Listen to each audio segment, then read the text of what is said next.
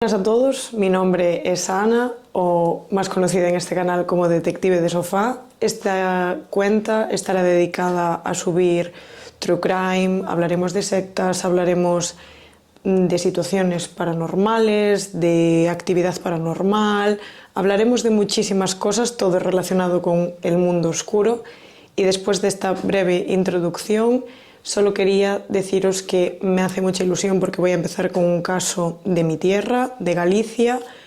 Quería estrenarlo así que no me enrollo más y vamos con el caso. Evidentemente, si os gusta este tipo de contenido, os invito a que os suscribáis, que le deis a la campanita para que os notifique cuando subo vídeo, y si lo compartís y le das me gusta, a mí me ayudáis un montón. Ahora sí que sí, vamos con el caso.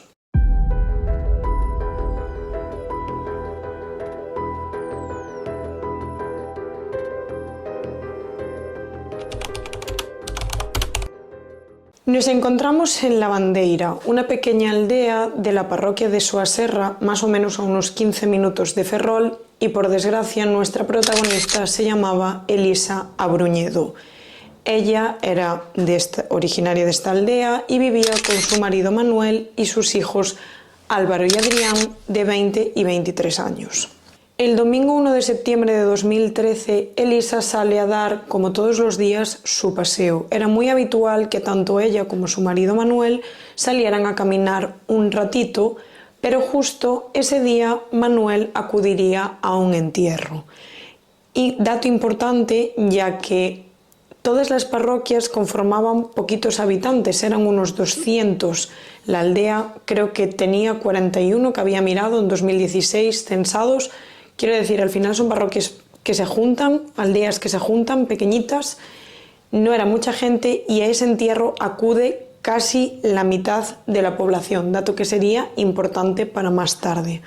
Por lo que Elisa decide dar su paseo sola y sobre las 8:30 comienza su paseo escuchando música. Después de asistir al funeral, Manuel regresa a casa, sus hijos también regresan a casa y se dan cuenta de que Elisa todavía no ha llegado. Y eso era muy raro en ella, ya que saliera sola o saliera con Manuel no solía tardar mucho en estos paseos y la senda que solían hacer estaba a nada, a 10 minutos de su casa.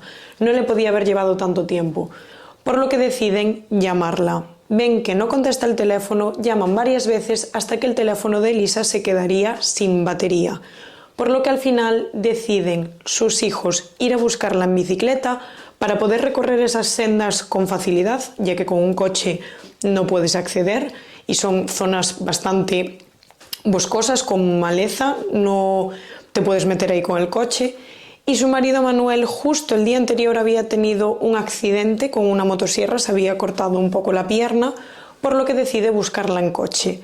También se sumarían amigos y familia a esta búsqueda, esperando encontrar a Elisa en algún lado. Los familiares y amigos de Elisa no consiguen encontrarla, por lo que la Guardia Civil a la mañana siguiente muy temprano organiza otra búsqueda. Lo primero que se descarta son dos cosas. La primera, que haya sido una fuga voluntaria, ya que Elisa no llevaba dinero, no llevaba documentos, no llevaba absolutamente nada encima de lo que de sus pertenencias, por lo que era imposible que se fuera ella porque sí.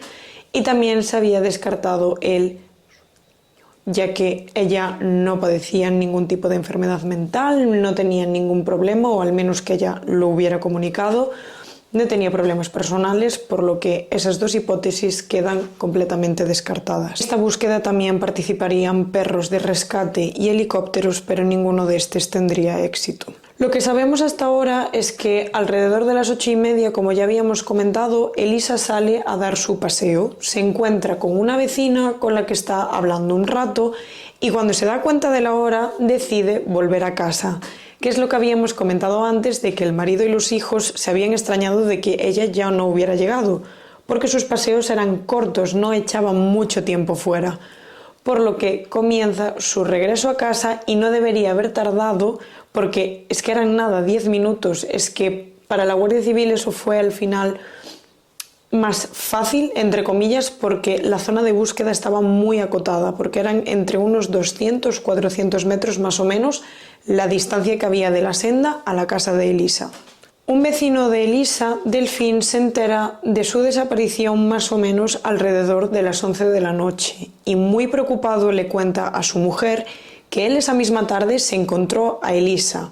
Se encontró a Elisa justo en una curva dirección a Piñeiros y de hecho él lo primero que piensa es que la podían haber atropellado porque él tuvo que esquivarla con el coche porque si no, dijo que se la hubiera llevado por delante. Por lo que cuando le cuenta esto a la Guardia Civil, tanto familiares como los agentes piensan en un atropello y deciden seguir buscando en esa zona tan acotada. Pero los agentes y la familia no serían los únicos en buscar en ese punto en concreto, ya que Delfín también acudiría justo a la zona donde se había encontrado a Elisa. Y es ahí donde encontraría su cuerpo sin vida, desnudo, con varias heridas, y avisaría a las autoridades alrededor de las 12 de la noche. El cuerpo de Elisa presentaba 3 estocadas y que había sido agredida sexualmente. Además, la autopsia reveló que no tenía heridas defensivas, por lo que se pensó que el atacante la atacó por detrás y ella no tuvo forma de defenderse. Volviendo a la autopsia, los forenses determinaron que el arma utilizada para acabar con la vida de Elisa fue un cuchillo de caza, ya que por las heridas que presentaba pudieron saber qué tipo de hoja tenía, qué tipo de heridas, como eran de anchas, y hasta qué tipo de empuñadura tenía el cuchillo por las marcas que le había dejado en el cuerpo. Además de todo esto, se encontró ADN del agresor, por lo que se intentó registrar en el CODIS, que para quien no lo sepa, el CODIS es una base de datos de perfiles genéticos utilizada por las fuerzas de seguridad para comparar ADN de delincuentes, muestras de escenas del crimen y personas desaparecidas. El autor del crimen de Elisa no estaba registrado en el CODIS, por lo que o no había sido sospechoso o no tenía ningún tipo de cargo de este estilo, no estaba registrado, por lo que habría que utilizar otros métodos para poder llegar a él. Este tipo de armas eran muy comunes en la zona, ya que en Cabanas había muchos cotos de caza, por lo que no se sorprendieron al saber qué tipo de armas había utilizado. Una vez hecha la autopsia, se investiga a posibles testigos que, como habíamos dicho al principio, no sé si os acordáis, que ese día había muy pocos habitantes en la aldea, ya que mucha gente había acudido a ese funeral, por lo que era muy importante si alguien había visto cualquier cosa, lo que fuera, toda información iba a ser bien recibida, evidentemente. Aparte de Delfín, que Delfín estaba bastante preocupado porque él había sido la última persona que había visto a Elisa con vida. No quería ser sospechoso de nada, simplemente la había visto con el coche y ya está. Pero al tener el ADN del agresor se comparó con el ADN de Delfín y el resultado fue negativo. Pero aparecería un testigo que daría un dato muy importante, y es que este testigo tenía muchos conocimientos de automoción y se había fijado que esa tarde él había pasado por el mismo camino y que había mal estacionado un Citroën ZX de los años 90. Es un coche de primera generación. Y este dato es importante porque él le había llamado muchísimo la atención que el coche estaba perfecto de chapa y pintura. Y estamos hablando de un coche que tiene más de 20 años para el momento de los hechos, estamos en 2013. Por lo que él se sorprende de que esté tan clean, tan bien puesto. Como diría Marta Caballero, yo no hablo coche. Por lo que no memorizó la matrícula, pero sí que se quedaría con el color y era verde botella. Por lo que la Guardia Civil planteó una hipótesis, y es que esta persona vio a Elisa, cogió el coche, se desvió por el camino, lo dejó mal estacionado, se bajó, esperó justo a que Elisa pasara por su lado para atacarla por la espalda y arrastrarla 17 metros desde la carretera hasta donde se encontró el cuerpo de Elisa. Que eso nos lo había comentado antes, pero es que la familia ya había buscado por esa zona, ya habían pasado por allí, pero no se habían adentrado entre la maleza y, como os dije, es monte, hay mucha maleza, mucho arbusto, mucho árbol, mucho campo, era difícil. Pero sí que es cierto que habían mirado por esa zona al al borde de la carretera, pero esta persona la arrastró 17 metros para adentro. Por lo tanto, lo que tenemos hasta ahora es que el arma utilizada es un cuchillo de caza y que esta persona iba en un Citroën ZX verde perfecto de chapa y pintura. Lo recalco mucho porque si esta persona tenía conocimientos de automoción y estamos hablando del Citroën ZX de primera generación de los años 90, estando en el año 2013, al final el coche pues tiene que estar gastadito, ¿no? O sea, no puede estar ahí súper clean, no sé. Me parece que si una persona que entiende menciona esto, es importante. Se investigó a los cazadores que participaron en una batida de jabalíes ese día en el Coto de Cabanas. Se solicitaron listados de socios y participantes, además de propietarios de Citroën ZX verde, pero no se obtuvo ningún resultado. Pero vayamos un poquito por orden desde el principio. Evidentemente, la Guardia Civil lo primero que hace es investigar a la familia, a los amigos, a la gente más cercana, pero teniendo ADN del agresor era todo como mucho más fácil, mucho más rápido los trámites. Evidentemente queda todo el mundo descartado. De hecho, se piensa que probablemente Elisa ni conociera al autor de los hechos, que fuera un completo desconocido. Pero lo que sí que tenía que conocer era la zona. Podía no ser de Lavandeira, podía ser de una aldea cercana o de otro sitio, pero sí que debería conocer la zona, ya que no es una zona donde tú vayas a ir por algo en concreto, es una zona de paso, es una aldea súper pequeñita. Si no tienes un motivo aparente para ir, ¿por qué ibas a ir allí? No hay nada por lo que ir, no sé si me explico. Además, estamos hablando de que Elisa fue a dar un paseo por una senda cercana a su casa. Quiero decir, estos caminos son montes, son caminos que la gente de la aldea conoce, que probablemente vaya yo y yo no tengo ni idea. Yo no conocía Lavandeira. Te quiero decir, al final, si tú estás en tu pueblo o en tu aldea, sí que conoces caminos, como puedes conocer zonas bonitas o paseos o zonas de río o así concretas, pero no que sean localizables rollo Google Maps. Entonces es una persona que tenía que conocer muy bien estos sitios como para poder ir a sus anchas y poder hacer tal atrocidad.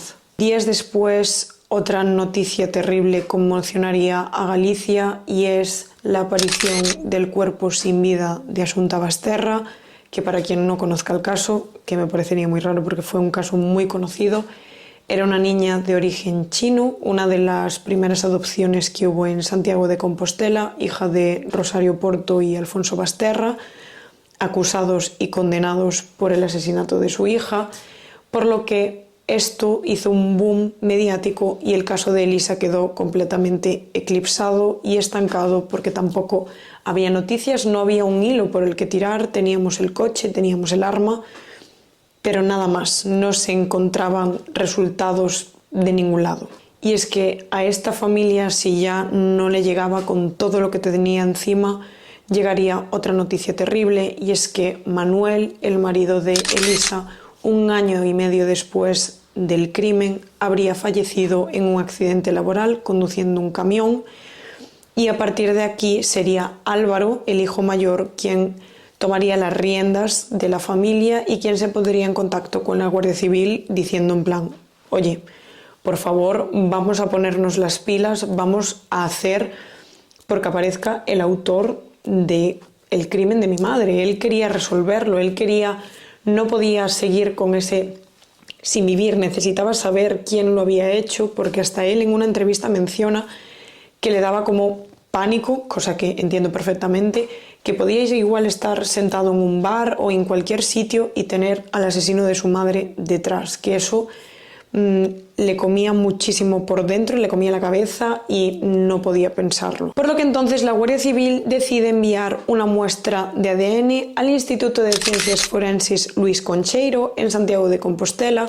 que por si no lo sabíais es uno de los más avanzados del mundo, y aquí deciden no analizar la muestra, sino analizar los marcadores genéticos, que esto lo que haría sería darnos datos sobre el agresor. En el instituto están especializados en genética forense y conseguirían saber el color de pelo, el color de la piel, el color de los ojos y la edad, pero lo que a mí más me llama la atención es que consiguen saber la ancestralidad.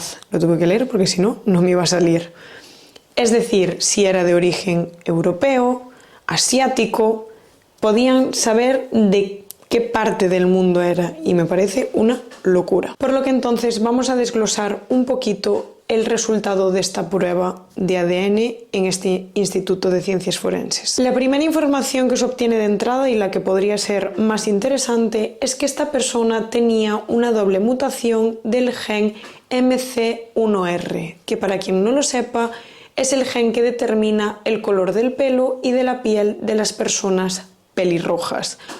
Por lo que esto nos indica que él lo tenía heredado tanto de padre como de madre y que era 100% pelirrojo. Un dato muy importante, ya sabíamos más o menos las características físicas de esta persona. Por lo que los análisis revelaron que nuestro sospechoso era un hombre pelirrojo, de piel blanca, ojos oscuros y una edad entre los 30 y los 40 años para el momento de los hechos. Mientras ocurre todo esto, tanto los hijos de Lisa como sus padres, porque todavía seguían vivos, no sabían absolutamente nada de lo que estaba pasando porque se decretó el secreto de sumario y el secreto de actuaciones, que esto es que los agentes no pueden dar ningún tipo de información a la familia de lo que se está haciendo. Es decir, la familia no sabía que se había mandado esta muestra al Instituto de Ciencias Forenses de Santiago, a Luis Concheiro. No sabían absolutamente nada de esto. Aunque se tiene una muy buena información, se tiene una muestra de ADN, saben las características físicas de la persona, la investigación se atasca. Por lo que entonces la Guardia Civil vuelve a tirar del hilo de investigación del Citroën ZX y amplían el listado, ya que se dan cuenta de que este coche, a la luz del sol, si le da el sol de frente, el color verde se puede confundir con el gris o con el azul, por lo que entonces, si solo están buscando en el listado de dueños de Citroën ZX de color verde y resulta que el coche en realidad era gris, es muy acotado, no se va a encontrar ahí a la persona, evidentemente, por lo que amplían este listado para saber qué propietarios había en el 2013 con ese modelo de coche. Además de todo esto, se siguen haciendo muestras de ADN por las aldeas, a todo el mundo. Hay gente que se ofrece voluntaria, hay otra gente que no tanto, que está un poco más reacia, pero al final se acaban haciendo la prueba y no obtienen ningún resultado tampoco. Por lo que entonces deciden, que es para mí donde empieza la investigación, que me parece una locura, deciden hacer otro tipo de muestras analizando para saber si tienen algún ancestro en común, si en el pasado un tatarabuelo eran familia, y a partir de ahí ir mirando, pues igual personas que ni son familia ahora ni se conocen, pero que en su pasado tuvieron a alguien en común. Y es que efectivamente acaban encontrando a una persona que comparte ancestro con nuestro sospechoso.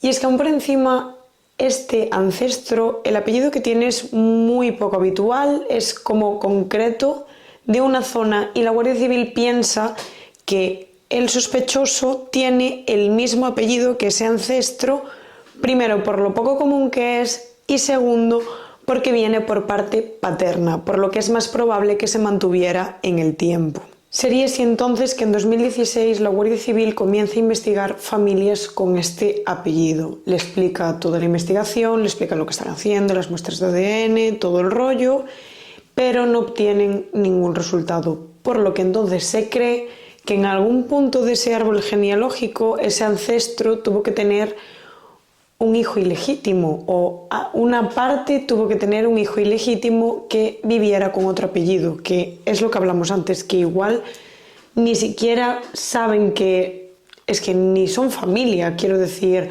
compartieron un antepasado, pero no quiere decir que ahora sean de la misma familia. Y es así como pasan los meses y no obtienen ningún resultado, pero conseguirían saber que el ADN proviene de la zona de Valdoviño, por lo que volvemos a lo de siempre, Si teníamos un radio de no sé cuántas aldeas, por lo menos ahora podemos concentrarnos en un punto en concreto de búsqueda, que eso pues se agradece y para los agentes es un trabajo mucho más fácil. 6 años después del crimen, la Guardia Civil decide centrarse en este punto, en Valdoviño. Van recogiendo muestras de ADN de diferentes aldeas y por ahí, y es que aquí encontrarían coincidencias con el sospechoso. Siguen siendo muy pequeñas, el porcentaje es muy pequeño, pero sin embargo con el porcentaje anterior sí que es más grande el que encuentran ahora. Y es que se darían cuenta de que todos comparten un mismo apellido, Rodríguez, por lo que piensan que el autor de los hechos llevaría este mismo apellido. Es así entonces que los agentes investigan 3 ramas familiares de los Rodríguez y lo que hacen es que de esas 3 familias observan cuál de ellas tiene más marcadores genéticos compatibles con el sospechoso, es decir, qué porcentaje de genética hay entre ellos y la más probable será por donde habrá que tirar para llegar a esta persona. Mientras ocurre todo esto, Galicia sufriría otro revés, y es que el 30 de diciembre de 2017, Enrique Abuín, o más conocido como El Chicle, sería detenido por el asesinato de Diana Quer, una joven madrileña que veraneaba en Pobra do Caramiñal, por lo que Abuín sería investigado para este caso, para el caso de Elisa Bruñedo, pero en comparación con el ADN encontrado en el cuerpo de, por desgracia, nuestra protagonista, daría negativo, por lo que quedaría descartado de este caso. Han pasado ya 8 años del crimen a Elisa Bruñedo y su hijo Adrián no se rinde. Él quiere justicia para su madre y le pide a los agentes, por favor, respuestas. Estos deciden pedir ayuda a la UCO, que para quien no lo sepa, la UCO es la Unidad Central Operativa de la Guardia Civil. Es una unidad de policía judicial que se encarga de investigar y perseguir la delincuencia organizada. Y es que cuando la UCO llega y ve toda la investigación, evidentemente tienen que ver todo desde el principio hasta ese día, hasta lo que tienen a día de hoy en ese momento. Y es que la UCO decía que habían hecho muy buena investigación, tenían datos muy importantes, datos que igual en otras investigaciones, en otros casos no se tienen. Lo que pasaba es que había como mucha información, había muy poca gente investigando, por eso se le pide ayuda a la UCO, faltaban manos y a partir de ahora lo que tenían que hacer era como rehacer el caso y con esa información aprovecharla bien. Es aquí donde a mí me explota la cabeza con esta investigación, porque esta investigación es de un 10, porque la UCO decide tirar de la línea de investigación de esta familia que habíamos hablado antes, con la que tenían mucha compatibilidad de ADN en la familia con el sospechoso, y lo que deciden es reconstruir un árbol genealógico desde el primer ancestro que tienen. Esto lo vamos a explicar por partes. Esta reconstrucción la tuvieron que hacer desde iglesias porque el registro civil en España no se creó hasta 1870, por lo que antiguamente estos registros se hacían en las iglesias.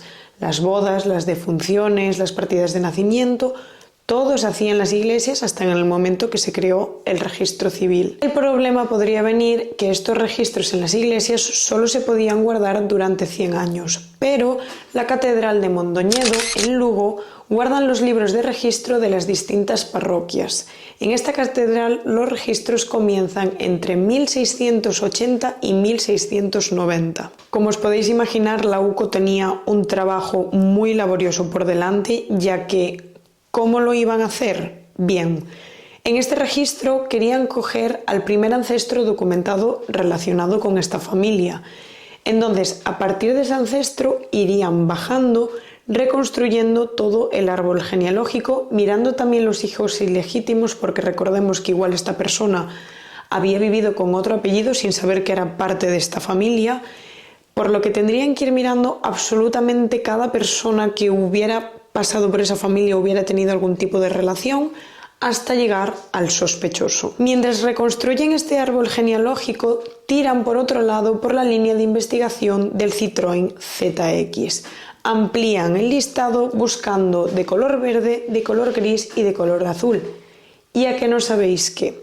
Cuando hacen estas dos investigaciones conjuntas se dan cuenta de que en el árbol genealógico hay una persona que también era propietaria de un Citroën ZX en el año 2013, que lo tuvo un par de años y que resulta que de apellido era Rodríguez. Es que además se dan cuenta de que esta persona perteneció al coto de caza y se dio de baja 2 meses antes del crimen.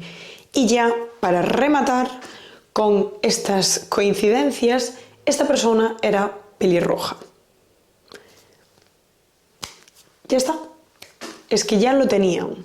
Roger Serafín Rodríguez era un hombre de 49 años, soltero, que vivía a menos de 20 minutos en coche de La Bandeira, en Narón.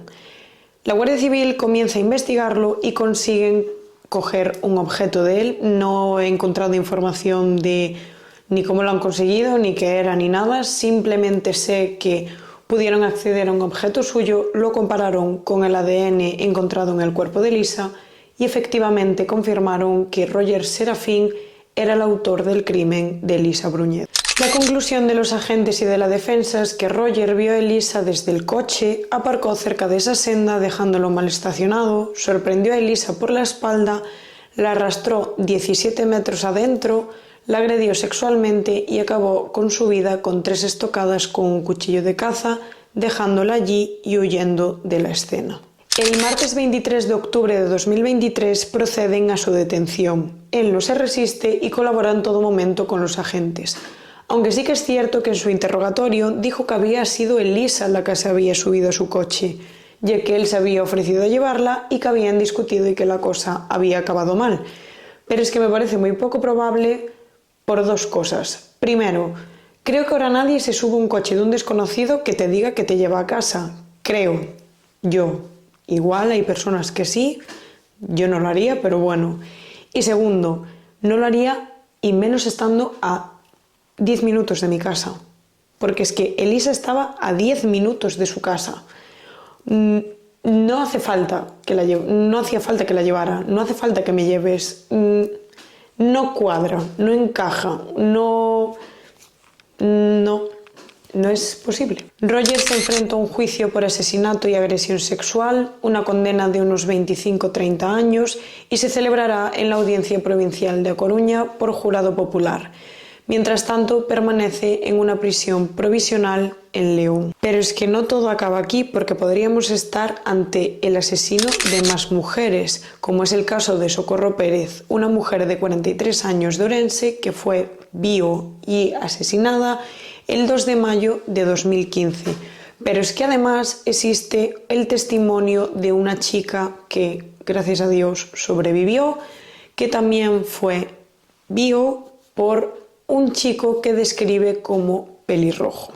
Lo que más a mí me fastidia personalmente de todo esto es que esta persona podría haber cumplido la cadena permanente revisable, pero en 2013 esta ley todavía no existía. Por lo tanto, aunque sea juzgado ahora, que de hecho el juicio creo que es este año, en 2025, ya que él es detenido en 2023, no se puede aplicar, evidentemente, para el momento de los hechos esa ley no existía, por lo tanto no puede ser. Hasta aquí el caso de Elisa Bruñedo. Habrá que estar pendientes a este año 2025, que es cuando se celebrará el juicio.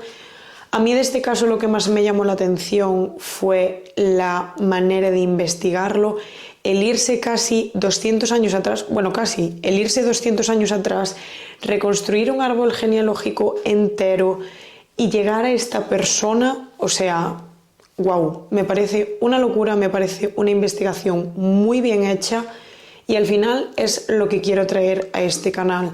A este canal quiero dar voz a las víctimas, que es a quien creo que se les debería dar, porque al final son las afectadas, evidentemente, como también está afectada su familia, su pareja, sus amistades, todo el mundo que pierda a esa persona, ese ser querido.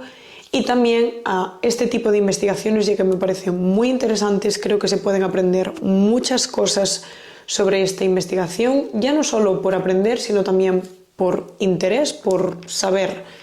Así que espero que os haya gustado mucho este caso, compartidlo, dadle me gusta, que a mí me va a ayudar un montón y espero que lo hagáis también porque hayáis disfrutado de este vídeo o por lo menos que os haya parecido interesante.